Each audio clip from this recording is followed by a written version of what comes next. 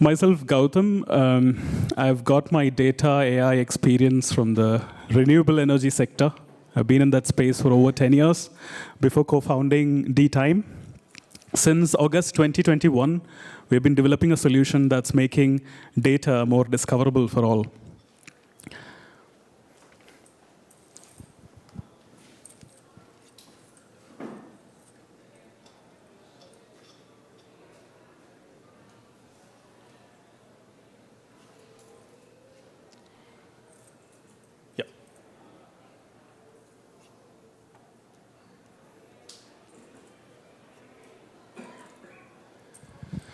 So since I've got the last slot of the day, probably my responsibility is to keep you awake until the drinks. I'll try to keep it short. There's kind of a TLDL version, too long, don't listen, which is point number one is there's plenty of data around, but not all data are AI ready.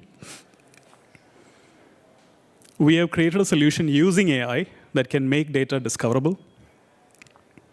We have also figured out a way to make data more usable by keeping data providers entertained in the process. And we have done this and proved this with Scottish Open Data. That's pretty much it. That's the presentation. Now, if you're still interested, intrigued, we can get started. Let's talk about the data discoverability challenge. So the premise is we don't know what we don't know. As I said, AI is only as good as the data used to build it. I hope we all agree on that. And there's plenty of data scattered around the world in different formats, size, and shapes. Again, some of them are AI ready. We use them to build the AI of today and tomorrow. Then again, there's plenty of data around the world which are not really usable or discoverable. Now, open data sources are not all the same. And many of you will have experience finding data. So let's look at the first one here, which is unstructured data source here. What you see there is a table on a website, which is data. And as a data analyst or scientist, you might most probably copy that into a CSV before using it. So there's a bit of overhead in terms of analyzing that data. Then you got structured data sources. So think of data coming from data portals that you're most familiar with, portals that other presenters have talked about earlier today, published using open data management systems like CCAN, DCAN, ArcGIS, etc. Some of them also follow metadata standards, which make them more discoverable to search engines, but many of them do not. Then you got data, open data, hidden behind login walls. So you've got to create an account before accessing it.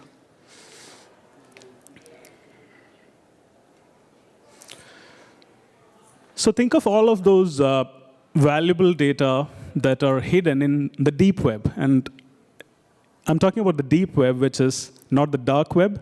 It's that part of the World Wide Web which is not discoverable to existing search engines.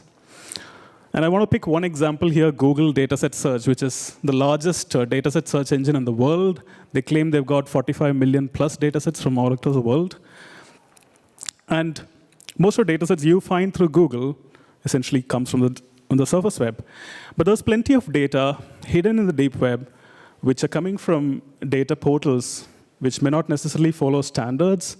There are data portals with data, without data management systems. There's data behind login walls, data table in HTML, as I showed earlier, and data inside a PDF file, which again is not very machine readable. So all sort of challenges that you will come across as a data analyst or scientist, as a data user generally, in finding or discovering these data sets. What we have created is a solution that is agnostic to the way data is published. It's called Detective. What makes it unique is the systems that we use to onboard metadata that makes those data sets discoverable.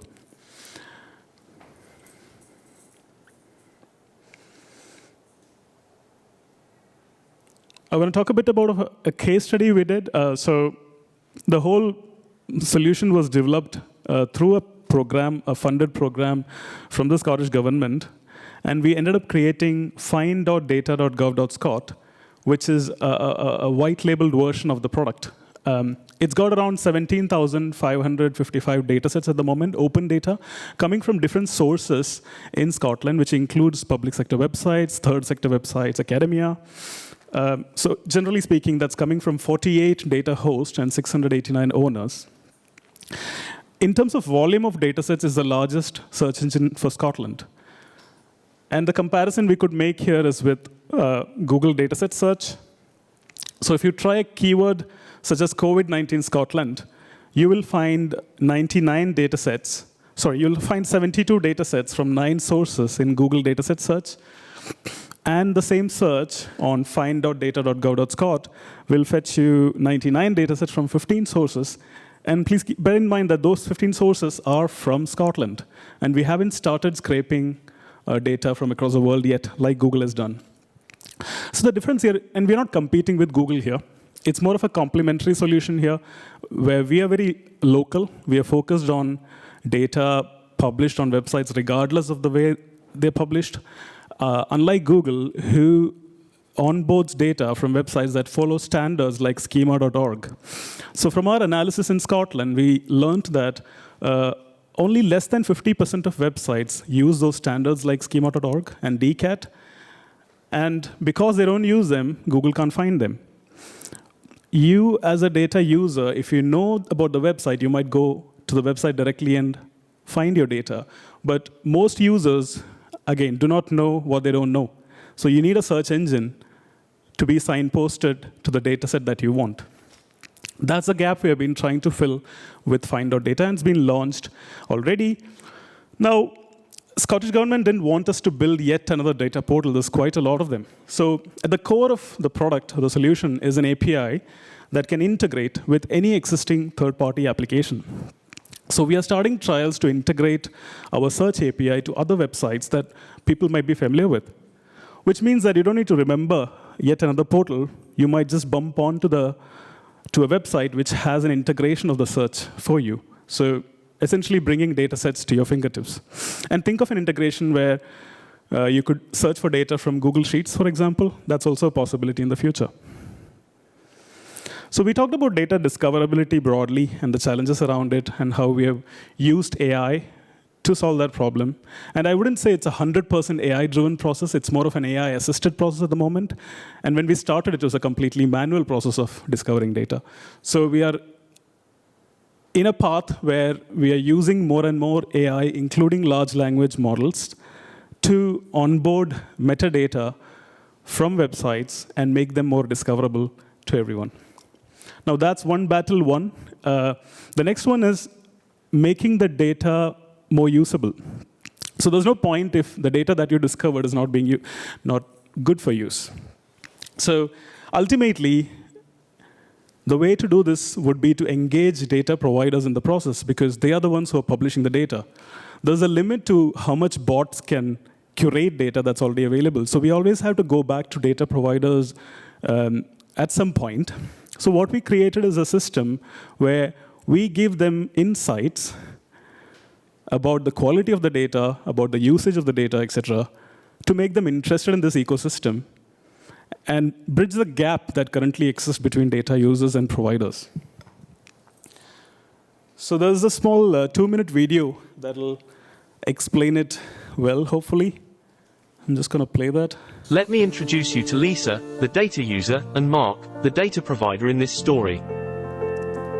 Mark works at a research organization that publishes datasets on climate change.